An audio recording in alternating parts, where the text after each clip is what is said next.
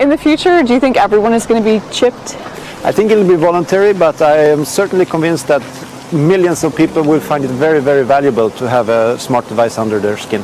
Human microchipping may be our future, but in Sweden, it's already reality. In Privacy Watch, the brain behind SpaceX and Tesla now wants to get inside your brain. Elon Musk's startup Neuralink hopes to one day implant chips in the human brain. Musk unveiled a prototype of the device last month. It's currently being tested in pigs. The goal is to help treat neural disorders. Some say that it could lead to our brains being linked straight up to the internet one day. Well, 5G isn't even rolled out yet in France, that its successor, the sixth generation of wireless mobile networks, is being developed. Some scientists say it will be necessary to facilitate improvements in the areas of imaging, presence technology, and location awareness. It is not the first time we've seen BCIs. These are brain-computer interfaces. In fact, there's kind of an interesting history around these computer and machine interface devices. But what Musk unveiled is this kind of quarter or silver dollar size device that sits on top of the brain. How is this company actually tracking and conducting this open source surveillance on people? What sort of information are they looking at here? So corporate surveillance is basically happening all the time and in ways we don't even think about on a day-to-day basis.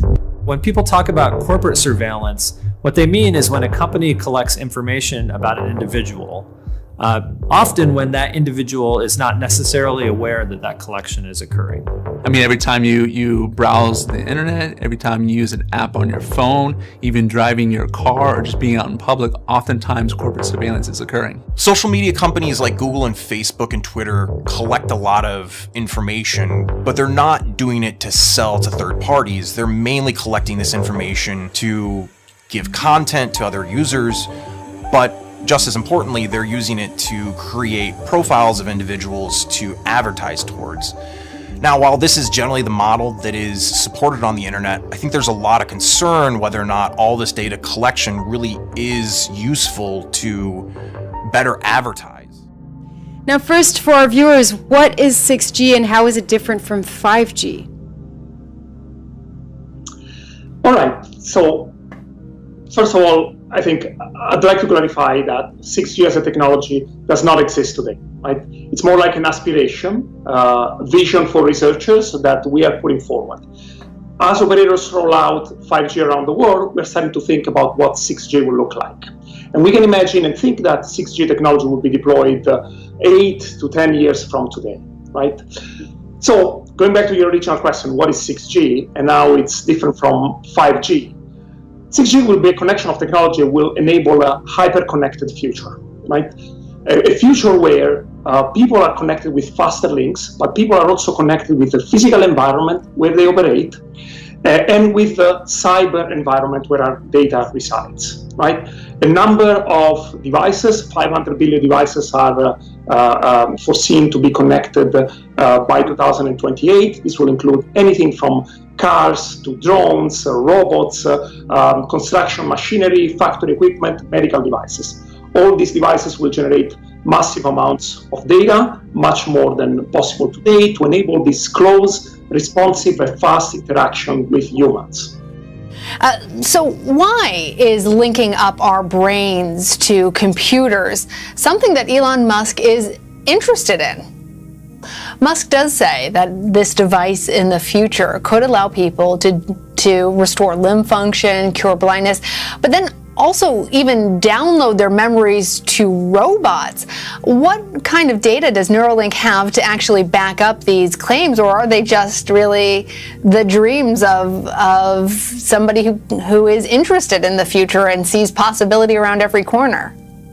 These are the dreams of somebody who sees possibility in the future and dreams about a lot of big things. Look, if you'd like to learn more about what's called artificial superintelligence, I have a great book for you. It's called Superintelligence, written by Oxford scientist Nick Bostrom, where he talks about the practicality of kind of what Musk is seeking here. What Musk demonstrated was an implant running in a pig. He actually showed 3 different pigs, one that had the implant removed, he said safely, one that never had it, and one that currently had it. And he showed that this was indeed possible to monitor some of the brain activities. Imagine being able to unlock doors or a car with just a wave of your hand. Well, that's exactly what one Utah man can do thanks to some tech underneath his skin. My, that is really going the distance.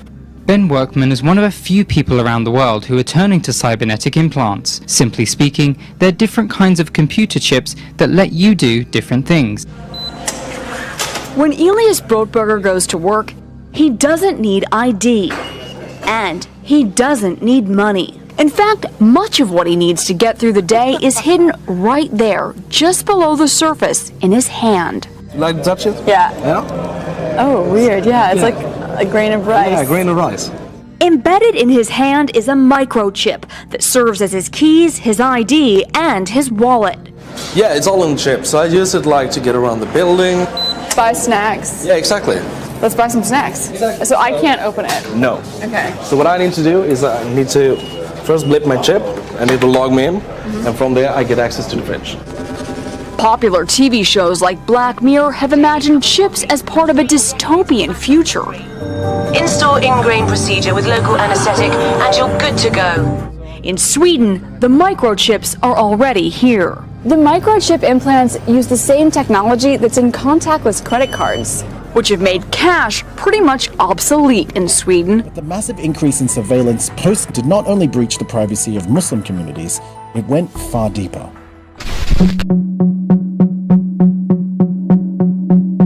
The US intelligence state bloomed in the wake of them. Government oversight increased through a vast clandestine network of phone and web surveillance.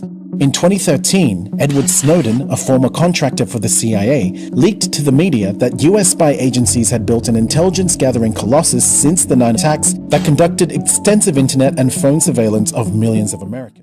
I wrote a letter to our CEO asking him to make certain promises to us. I wanted to make sure that he would never collect data without anybody's permission or consent. I wanted to make sure that he put constraints on facial recognition. It was surprising then when the CEO called a meeting for the whole company. It was an optional meeting, and he said, that we would be there to discuss the issues in the letter.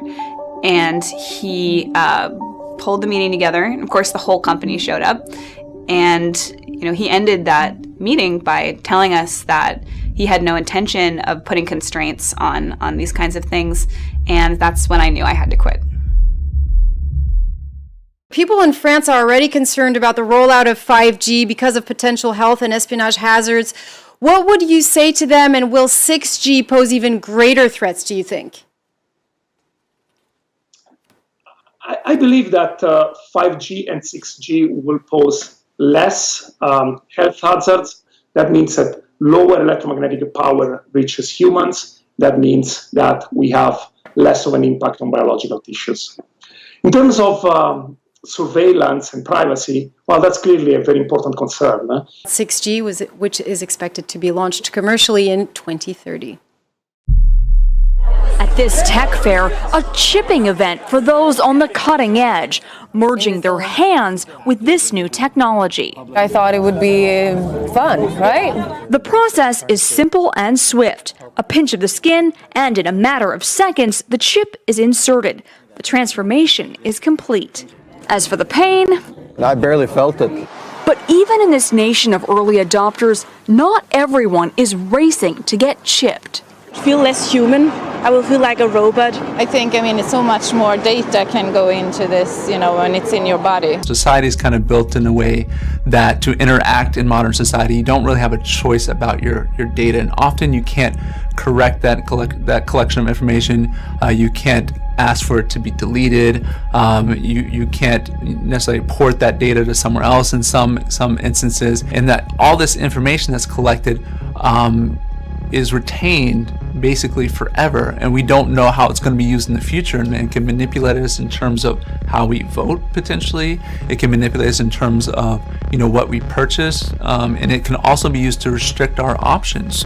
To me, this data collection really equates to power, and there need to be checks on what companies can do with all of our livelihoods, our information, the photos of us that get sent around the world for tagging. In particular, I start worrying a lot about things like smart homes and smart doorbell cameras that either connect directly to law enforcement or can be subpoenaed in court. Meanwhile, the big tech CEOs, go in front of Congress and they're asked, are these devices recording us all the time? And somehow are able to convince the public that they're not. But as somebody who has helped to build these kinds of technologies, I can tell you they absolutely are. Workman also has a magnet in his left hand. Which is literally just a magnet. It doesn't really have any interesting functionality besides just magic tricks and fun stuff. Say I try and convince them a banana is the key, and then I hold a banana up and it unlocks the door. Whether it's practical jokes or practicality, Workman says he's excited to see what he'll be able to do next. So Ben says the next step for him would be to be able to pay for things with just his hand. So no credit cards, no phone, just a chip in his hand. He'd just like to be able to go, pay for it and all that. Wow. I mean, that is a whole new world, right? It is a whole new world. Interviewing him was I was taken back by it because I was like, wow, you can do all this kind of stuff? That's crazy. Just a wave of the hand. Just a wave of the hand. That's a bit much though for me. I don't know if I like that too much. I hope nothing happens and no infection and he's okay. He's all good. He hasn't had any problems. Wow. All right. Well, good for him. Yeah. Thank you. What an interesting story. You're Thanks welcome. so much.